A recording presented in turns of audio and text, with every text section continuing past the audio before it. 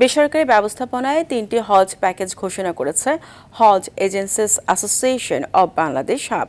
এবার সর্বোচ্চ খরচ প্রায় ৮ লাখ টাকা এবং সর্বনিম্ন ৫,১৪,০০০ টাকা। সৌদি আরবের নতুন সেবা কাঠামোর কারণে ব্যয় কিছুটা বাড়লেও খাবার, কোরবানি ও উন্নত আবাসন সহ বাড়তি সুবিধা যুক্ত হয় প্যাকেজগুলোকে বাস্তবসম্মত বলছে সংগঠনটি। আব্দুর রহিমকে সঙ্গে নিয়ে সাকিবুর রহমানের রিপোর্টে থাকছে এরই বিস্তারিত। বেসরকারি ব্যবস্থাপনায় হজ প্যাকেজ ২০২৭ ঘোষণা করেছে হজ agency association of Bangladesh hub,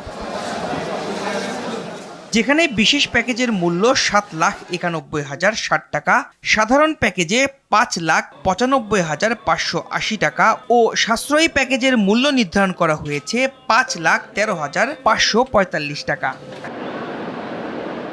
সংগঠনটির সভাপতি জানান, সৌদি সরকার ডি ক্যাটাগরি সেবা বাতিল করে সি ক্যাটাগরি বাধ্যতামূলক করায় সৌদি অংশের ব্যয় কিছুটা বেড়েছে। তবে প্রধানমন্ত্রীর নির্দেশনার কারণে ২০২৭ সালে হজে বিমান ভাড়া কমেছে প্রায় ২৫,০০০ টাকা। বিগত বছরের ব্যয়ের ধারাবাহিকতায় সম্ভাব্য খরচ হিসাবে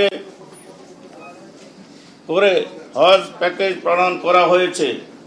পরবর্তীতে রাজকীয় সৌদি সরকার কর্তৃক কোনো খাতে খরচ বৃদ্ধি বা হ্রাস হলে প্রযোজ্য খাতের বর্ধিত হ্রাসকৃত ব্যয় প্যাকেজ মূল্য হিসেবে গণ্য হবে। বিমানের ভাড়াটা প্রধানমন্ত্রীর নির্দেশে আজকে ২৫,০০০ টাকা আমরা কমাইতে পারছি। এছাড়া এবার প্যাকেজে খাবার, কোরবানি অন্তর্ভুক্ত থাকায় প্রকৃত অর্থে হজ যাত্রীরা বেশি সুবিধা পাবেন বলে জানান সংগঠনটির মহাসচিব। সরকারের সর্বনিম্ন প্যাকেজের সাথে সামঞ্জস্য রেখে সাশ্রয়ী একটি হজ প্যাকেজ করেছি।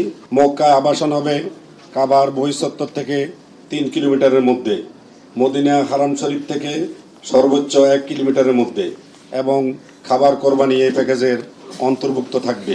১৫ বছরের নিচে কেউ ২০২৭ সালে হজ পালন করতে পারবেন না। এবার ই হজ সিস্টেম ৩ ধাপে পুরো প্যাকেজের অর্থ পরিশোধ করতে পারবেন হজ যাত্রীরা। একই সঙ্গে লাইসেন্সধারী হজ এজেন্সির মাধ্যমে নিবন্ধনের আহ্বান জানিয়েছে সংগঠনটি। সাকিবুর রহমান, RTV, ঢাকা।